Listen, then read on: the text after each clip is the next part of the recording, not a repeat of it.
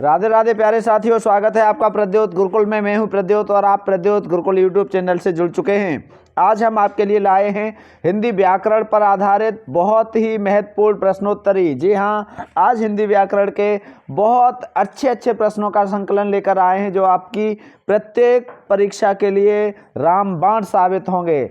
चलिए तो आज की क्लास की शुरुआत करते हैं बिना किसी देर के। आप अपने प्रश्नों को हल करते चलें। इन प्रश्नों के अंत में जब पूरी वीडियो हो जाए, पूरी क्लास हो जाए, तब आप कमेंट करके अवश्य बताएं कि आपके कितने प्रश्न सही हुए। तो पहला प्रश्न देखते हैं, स्क्रीन पर आपको दिखाई दे रहा है। बहुत शानदार प्रश्न है। भोजपुरी का शेक्सपियर या भोजपुरी का भारतेंदु किसे कहा जाता है? भोजपुरी का शेक्सपियर या भोजपुरी का भारतेंदु किसे कहा जाता है? नागार्जुन को, भिखारी ठाकुर को, भिखारी दास को, गंग कवि को। तो पहले प्रश्न का बी विकल्प सही है। भिखारी ठाकुर को भोजपुरी का शेक्सपियर और भोजपुरी का भारतेंदु कहा जाता है। बहुत शानदार प्रश्नों की श्रृंखला है। दूसरा प्रश्न देखते हैं। परिंदे कहानी के लेखक कौन हैं? परिंदे कमलेश्वर, अजय, यशपाल या निर्मल वर्मा? तो दूसरे प्रश्न का डी विकल्प सही है। परिंदे कहानी निर्मल वर्मा ने लिखी है। हिंदी की नई कहानी, पहली नई कहानी मानी जाती है परिंदे। नामवर सिंह ने मानी है। चलिए तीसरा प्रश्न देखते हैं। स्क्रीन पर आपको दिखाई दे रहा है। 60 सुधरहि सतसंगति पाई, पारस परस को धातु सुहाई। इन पंक्तियों में अलंकार कौन सा है?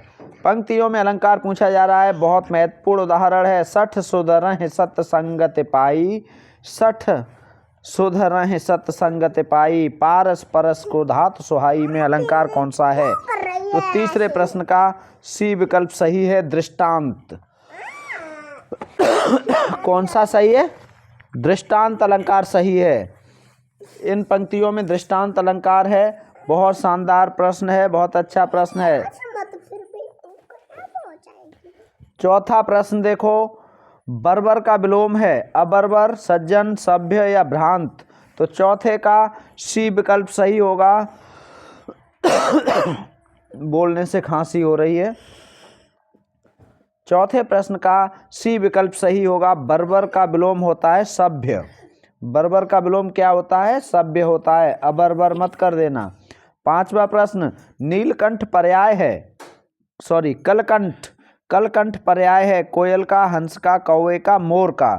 तो कलकंठ काय का पर्याय है? पांचवें प्रश्न का ए विकल्प सही है। कलकंठ कोयल का पर्याय है। ठीक है। और यदि कोयल विकल्प में न हो तो आप हंस मान लेना। ठीक है। वैसे कुछ जगह पर हंस भी मिलता है। कलकंठ कोयल का पर्याय है। अगला छठा। सर्वनाम रूपांतर किस दृष्टि से नहीं होता? सर्वनाम रूपांतर किस दृष्टि से नहीं होता? पुरुष, वचन, कारक या लिंग? तो सर्वनाम किस दृष्टि से इसका परिवर्तन नहीं होता है? लिंग के कारण। पुल्लिंग या स्त्रीलिंग शब्द होने पर सर्वनाम नहीं बदलता है। जैसे तुम पुरुषों के लिए भी प्रयुक्त होता है, स्त्रियों के लिए भी। आप पुरुषों के लिए भी, स्त्रियों के लिए भी। मैं पुरुषों के लिए भी, स्त्रियों के लिए भी। तो लिंग के कारण सर्वनाम नहीं बदलता लिंग बदलने पर। ठीक है।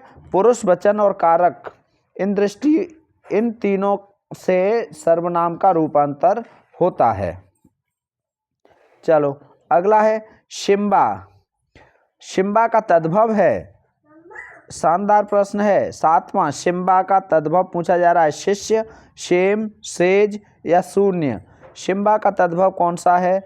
बहुत शानदार प्रश्न है। तो सातवें प्रश्न का बी विकल्प सही है, सेम। शेम का तत्सम है शिम्बा और शिम्बा का तद्भव हो गया शेम। शेम को ही शिम्बा कहते हैं संस्कृत में। ठीक है। सात्विक अनुभाव नहीं है। सात्विक अनुभाव कितने होते हैं? 8। तो सात्विक अनुभाव नहीं है। आठवां प्रश्न। हर्ष, वैवर्ण्य, स्वेद, स्तंभ? तो सात्विक अनुभाव हर्ष नहीं है। वैवर्ण्य सात्विक अनुभाव है, स्वेद भी है और स्तंभ भी है।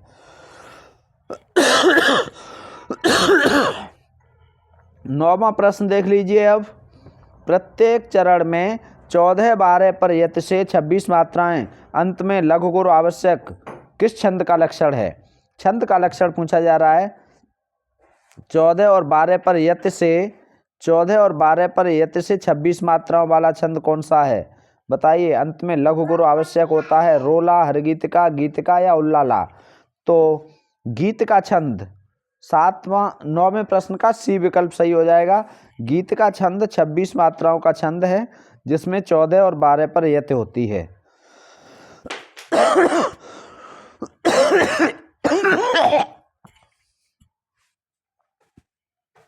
पीत सागर में समास कौन सा है?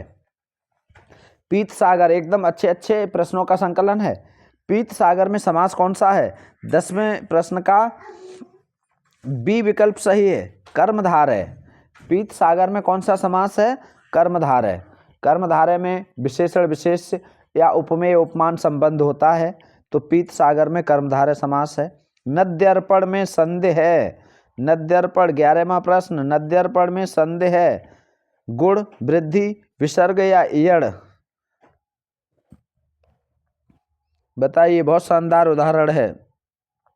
नद्यर्पण में संदेह है, तो नद्यर्पण में यड़ संधि है। यदि इसका विच्छेद पूछा जाए तो क्या बताओगे? यदि आपको यदि इसका विच्छेद पता है तो इस नद्यर्पण का विच्छेद बताइए। 11वें प्रश्न में इस संधि का विच्छेद करके कमेंट कीजिए। संयुक्त वर्ण नहीं है। संयुक्त वर्ण नहीं है, इनमें पूछा जा रहा है कौन सा संयुक्त वर्ण नहीं है? यहाँ ये नहीं है, ठीक है। बाकी द्य ये संयुक्त वर्ण है। कैसे बना है ये? तो ये बना है द और य से, द्य। श्र कैसे बना है? श और र से। और ज्य कैसे बना है? ज और य से। अगला है 13वां प्रश्न। कबीरा खड़ा बाजार में नाटक के लेखक कौन हैं? कबीरा खड़ा बाजार में नाटक के लेखक कौन हैं? 12वां प्रश्न। 13वां प्रश्न है कबीरा खड़ा बाजार में, इसके लेखक कौन हैं? विष्णु प्रभाकर, भारतेंदु, भीष्म साहनी या जयशंकर प्रसाद? तो 13वें प्रश्न का सी विकल्प सही है। कबीरा खड़ा बाजार में भीष्म साहनी का नाटक है। निष्फल न होने वाला ये क्लास, जैसे कि ये क्लास निष्फल न होने वाली क्लास, ठीक है। हम लेकर आते हैं आपके लिए ऐसी क्लास जिसे कहते हैं अमोघ। ऐसा अस्त्र या ऐसा शस्त्र जो निष्फल न हो, मतलब हर हाल में सफल हो, उसे अमोघ कहते हैं। क्या कहते हैं? अमोघ। तो 14वें प्रश्न का सी विकल्प सही हो जाएगा। आवारा मसीहा किसकी कृति है? आवारा मसीहा किसकी कृति है? 15वां प्रश्न। आवारा मसीहा बी विकल्प सही है, शरत चंद्र की कृति है, ठीक है। किनकी है? शरत चंद्र की। कितने साल लगे आवारा मसीहा लिखने में? कमेंट करके बताइए, पूछा गया था। अगला प्रेम वाटिका। प्रेम वाटिका किसकी काव्य कृति है? आलम, घनानंद, आलम। अच्छा, 2 बार आलम लिख गया है। और रसखान। प्रेम वाटिका किसकी कृति है? 16वां प्रश्न। बहुत शानदार प्रश्न है। तो प्रेम वाटिका रसखान की कृति है, डी विकल्प सही हो जाएगा। लड़काई को प्रेम कहो अली कैसे छूटत, किसने कहा? बचपन का प्रेम नहीं छूटता, हे सखी बचपन का प्रेम नहीं छूटता, हे भ्रमर, हे उद्धव, जो बचपन का प्रेम है वो छूटता नहीं है। तो 17वें प्रश्न का ए विकल्प सही है। ये कथन है सूरदास का। किसका है? बहुत महत्वपूर्ण कथन है, बहुत महत्वपूर्ण पंक्ति है। अगला देखो 18वां प्रश्न। वाक्यम रसात्मकम काव्यम। वाक्यम रसात्मकम काव्यम किसने कहा? विश्वनाथ, जगन्नाथ, मम्मट, भरतमुनि। तो वाक्यम रसात्मकम काव्यम ये कथन है विश्वनाथ का, ए विकल्प सही है। किसका है? विश्वनाथ का, ठीक है। अगला देखो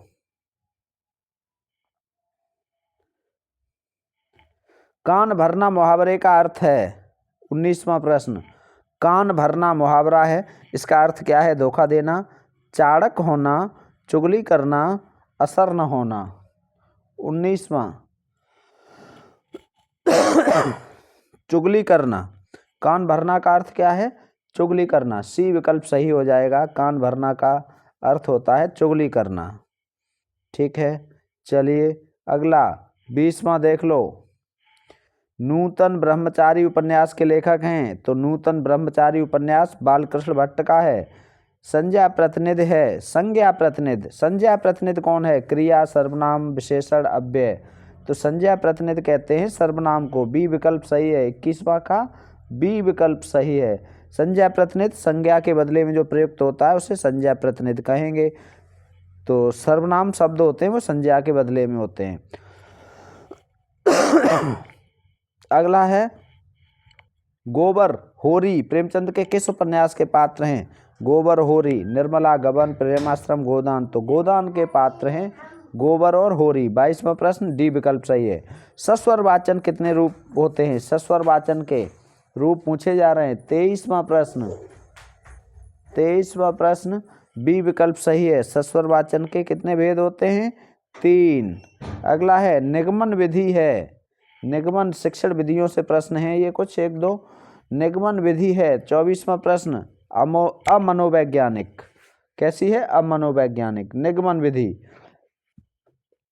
और आगमन मनोवैज्ञानिक। पाठ्य योजना का मुख्य पद होता है प्रस्तावना, प्रस्तुतिकरण, पुनरावृत्ति, ये सभी। तो पाठ्य योजना का 25वें का डी विकल्प सही होगा। ये सभी समवाय विधि प्रयुक्त होती है कविता शिक्षण में, कहानी शिक्षण में, व्याकरण में या तीनों में। तो 26वें प्रश्न का सी विकल्प सही हो जाएगा, व्याकरण शिक्षण में। ठीक है, अब है 27वां दल शिक्षण का आविष्कार कहाँ हुआ? Group teaching. तो दल शिक्षण का आविष्कार अमेरिका में हुआ, टीम टीचिंग कहते हैं। पहले उदाहरण फिर नियम किस विधि से संबंधित होता है? तो 28वें का बी विकल्प सही है, आगमन। सूर्यास्त के समय दिखने वाली लालिमा, फिर व्याकरण का प्रश्न आ गया। सूर्यास्त के समय दिखने वाली लालिमा को क्या कहते हैं? उषा, मुषा, लूसा, पूसा। तो 29 का डी सही है, पूसा। और सूर्योदय के समय उषा। ठीक है, 30वां प्रश्न स्वागत में उपसर्ग है। स्वागत में उपसर्ग कौन सा है? तो स्वागत में उपसर्ग है शो। सी विकल्प सही हो जाएगा। स्वागत में उपसर्ग है शो, शुधन आगत स्वागत। ठीक है, तो ये 30 महत्वपूर्ण प्रश्नों की श्रृंखला आपके समक्ष प्रस्तुत की हमने और बहुत अच्छे प्रश्नों का संकलन आपकी परीक्षा के लिए होगा लाभदायक, होगा अमोघ। ठीक है, तो आज की क्लास में इतना ही। वीडियो इसकी PDF चाहिए तो प्रद्योत गुरुकुल टेलीग्राम चैनल से जुड़ जाइए। मिलेंगे फिर। स्वस्थ रहिए, मस्त रहिए और व्यस्त रहिए। प्रद्योत गुरुकुल से जुड़े रहिए। धन्यवाद, बहुत बहुत धन्यवाद।